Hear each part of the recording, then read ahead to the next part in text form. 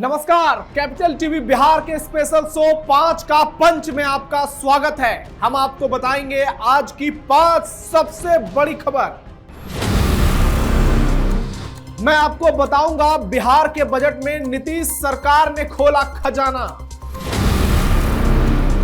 मैं बताऊंगी आपको जेल से निकलते ही अनंत सिंह ने विधानसभा में ऐसा क्या किया जिससे वो सुर्खियों में छा गए। 5 के पंच में मैं आपको बताऊंगी क्यों नीट छात्रा मामले में बिहार सरकार पर उठ रहे हैं सवाल।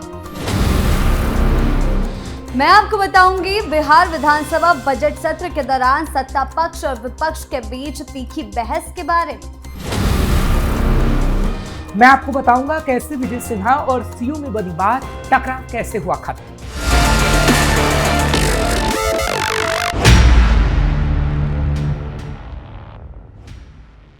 बिहार विधानसभा में बजट सत्र के दूसरे दिन प्रदेश के वित्त मंत्री विजेंद्र प्रसाद यादव ने 3,47,589 करोड़ रुपए का बजट पेश किया। बजट में विकास, रोजगार और ग्रामीण अर्थव्यवस्था को मजबूत करने पर विशेष जोर दिया गया। सरकार ने औद्योगिक विकास को गति देने के लिए उद्योग क्षेत्र के लिए 50 करोड़ रुपए का प्रावधान किया है। इस राशि से नए उद्योगों को प्रोत्साहन, निवेश आकर्षित करने और युवाओं के लिए रोजगार के अवसर सृजित करने की योजना है। बजट में स्टार्टअप और लघु उद्योगों को भी सहारा देने का मैसेज दिया गया है। ग्रामीण क्षेत्रों में व्यापारिक गतिविधियों को बढ़ाने के लिए हाट बाजार विकास योजना को विस्तार देने का ऐलान किया गया है। सरकार का मानना है कि हाट बाजार के सुदृढ़ होने से किसानों, छोटे व्यापारियों और स्थानीय उत्पादों को सीधा लाभ मिलेगा। बजट में चौथे कृषि रोड मैप के तहत किसानों को प्रोत्साहन देने पर विशेष फोकस किया गया। कृषि उत्पादन, सिंचाई, भंडारण और विपणन सुविधाओं को बेहतर बनाने के लिए नई योजनाएं लाई जाएंगी जिससे किसानों की आय बढ़े। सरकार ने कहा कि यह बजट राज्य को आर्थिक रूप से मजबूत करने और हर वर्ग को विकास से जोड़ने की दिशा में एक अहम कदम है। बजट के जरिए बिहार को आत्मनिर्भर और समृद्ध बनाने का रोड मैप पेश किया गया। आपको बता दें कि विधानसभा चुनाव में एनडीए ने बम्पर जीत दर्ज की और उसके बाद एनडीए सरकार का यह पहला बजट है और इसे लेकर एनडीए के लोग बड़े बड़े दावे कर रहे हैं। अब देखना यह होगा कि इस बजट का अगले 5 सालों में बिहार के विकास में कितना योगदान होता है और 2030 से पहले नीतीश सरकार अभी और 4 बजट पेश करेगी।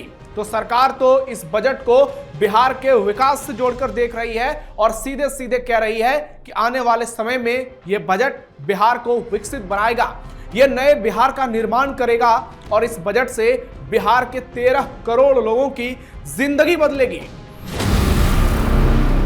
खबरों में अब बात मोकामा से जेडीयू के विधायक अनंत सिंह की। जेल से निकलते ही विधानसभा में ऐसे कदम उठाए जिसने उन्हें सुर्खियों में ला दिया। अनंत सिंह, जिन्हें बाहुबली नेता के रूप में जाना जाता है, दुलार चंद यादव हत्याकांड में गिरफ्तार होकर बिहार की बेऊर जेल में करीब 3 महीने से बंद थे। 3 फरवरी को बिहार विधानसभा के बजट सत्र के दौरान कोर्ट की अनुमति से उन्हें अस्थायी रूप से रिहा किया गया। भारी पुलिस सुरक्षा के साथ जेल वाहन से विधानसभा पहुंचे। सदन में प्रवेश करते ही उन्होंने माथे पर लंबा तिलक तो लगाया था, लेकिन सबसे ज्यादा चर्चा करने वाली बात यह हुई कि उन्होंने मुख्यमंत्री नीतीश कुमार के पास जाकर झुककर उनके पैर छुए और हाथ जोड़कर सम्मान जताया। आप भी देखिए ये वीडियो।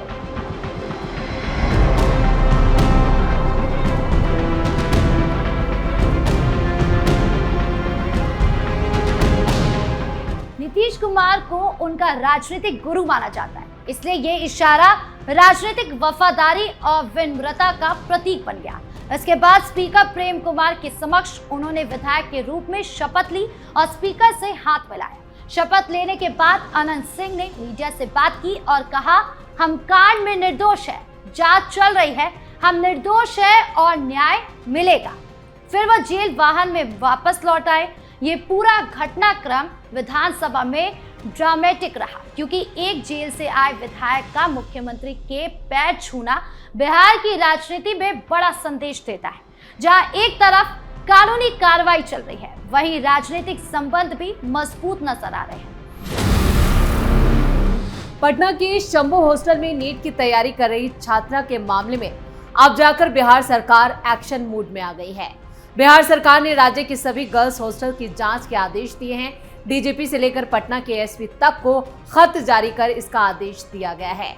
महाधिवक्ता कार्यालय ने बिहार के मुख्य सचिव, डीजीपी, राज्य के सभी 9 प्रमंडलों के आयुक्त और पटना के डीएम और एसपी को पत्र भेजा है।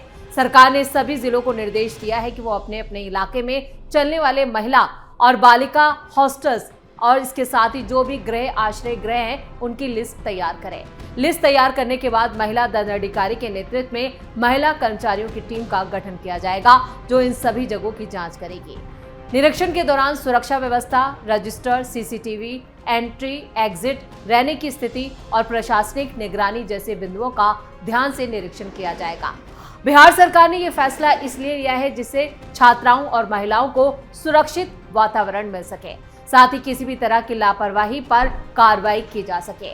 नीट छात्रा मामले के बाद ये कदम राज्य में महिला सुरक्षा को लेकर सरकार की गंभीरता को दिखाता है, लेकिन साथ ही सरकार के देर से जागने की आदत पर भी सवाल खड़े कर रहा है। जहानाबाद की छात्रा पटना के शंभू कॉलेज में रहकर नीट की तैयारी कर रही थी। 6 फरवरी को अपने कमरे में बेहोश मिली, जिसके बाद उसे अस्पताल ले जाया गया, लेकिन छात्रा ने 11 जनवरी को ही यहां पर उसकी मौत हो गई। जांच के लिए एसआईटी गठित की गई है, लेकिन परिवार वालों का कहना है कि उन्हें एसआईटी की जांच पर भरोसा नहीं है। फिलहाल अब बिहार सरकार ने मामले की जांच सीबीआई से कराने की मांग की है। वहीं अब मधेपुरा से भी एक ऐसा ही मिलता जुलता मामला सामने आया है, जिसको लेकर अब बिहार सरकार पर सवाल खड़े हो रहे हैं। इधर इंजीनियरिंग की एक छात्रा हॉस्टल के कमरे में फंदे से लटकी हुई मिली है। परिवार वालों ने कॉलेज और प्रशासन पर गंभीर आरोप लगाए हैं, जिसके बाद अब बिहार सरकार और प्रशासन जागा है और सभी हॉस्टलों की लिस्ट बनाने के लिए कहा गया है। खबरों में बात करते हैं। बिहार विधानसभा बजट सत्र के दौरान सत्ता पक्ष और विपक्ष के बीच साफ तौर पर राजनीतिक और वैचारिक टकराव देखने को मिला। सत्ता पक्ष के विधायक संजय सरावगी ने बिहार में हो रहे विकास कार्यों को गिनाते हुए कहा कि राज्य आज उस दौर में पहुंच चुका है जहां इलाज के लिए 2-2 एम्स जैसी सुविधाएं मौजूद हैं। उन्होंने सड़कों, हाईवे, बुनियादी ढांचे और स्वास्थ्य सुविधाओं के विस्तार को नीतीश सरकार की उपलब्धि बताते हुए दावा किया कि बिहार अब विकास के पथ पर तेजी से आगे बढ़ रहा है और इसका लाभ समाज के हर वर्ग तक पहुंचेगा।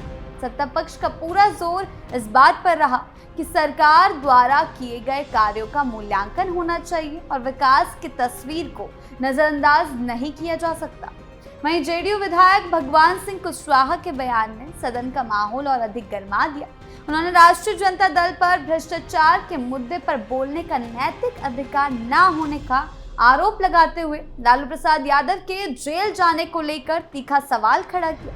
इस बयान के बाद विपक्षी दलों ने जोरदार हंगामा किया, लेकिन कुशवाहा अपने रुख पर अड़े रहे और कहा कि भ्रष्टाचार के खिलाफ ठोस कार्रवाई अगर किसी ने की है तो वो नीतीश कुमार है। उनका कहना था कि जनता ने विकास के नाम पर जो फैसला दिया है, विपक्ष को उसे स्वीकार करना चाहिए। इसी क्रम में मंत्री दिलीप जायसवाल ने केंद्रीय बजट 2026 को लेकर विपक्ष की आलोचना करते हुए कहा कि यह बजट आत्मनिर्भर भारत और वोकल फॉर लोकल की सोच को मजबूती देता है। उन्होंने आईआईटी और आईआईएम में सीटों की बढ़ोतरी और रोजगार सृजन की बात करते हुए बजट को दूरदर्शी करार दिया और विपक्ष पर इसे समझने में असफल रहने का आरोप लगाया। वहीं बजट को लेकर सम्राट चौधरी का ट्वीट भी सामने आया। बिहार में रेलवे के लिए 10,379 करोड़ रुपए का रिकॉर्ड बजट आवंटित किया गया है, ऐसा उनका कहना है। इसके साथ ही बिहार को पहली बुलेट ट्रेन की सौगात मिलेगी जो वाराणसी से पटना होते हुए सिलीगुड़ी जाएगी। राज्य में पहले से ही 14 वंदे भारत और 21 अमृत भारत ट्रेनें संचालित हैं। वहीं आरजेडी कांग्रेस बिहार के बजट पर सवाल उठा रही है। आंकड़ों की बाजीगरी वाले बजट को प्रस्तुत कर खुद अपनी पीठ थपथपाने से पहले नीतीश सरकार को ये समझना होगा कि आर्थिक विकास के साथ मानव विकास और मानव विकास की खुशहाली के सूचकों का सतत मूल्यांकन किए जाने वाले आर्थिक नीति व अर्थव्यवस्था आज बिहार की सबसे बड़ी जरूरत है। आरजेडी और कांग्रेस इस तरह के हमले बोल रही है, मगर अफसोस की बात है कि आज प्रस्तुत किया गया बजट इस पर मौन है। उनका कहना है विपक्ष बजट से खुश नहीं दिखाई दे रहा और इसे पुराना और घिसा पिटा करार दे रहा है। सत्ता पक्ष और विपक्ष के बीच की ये बहस थमने वाली नहीं है।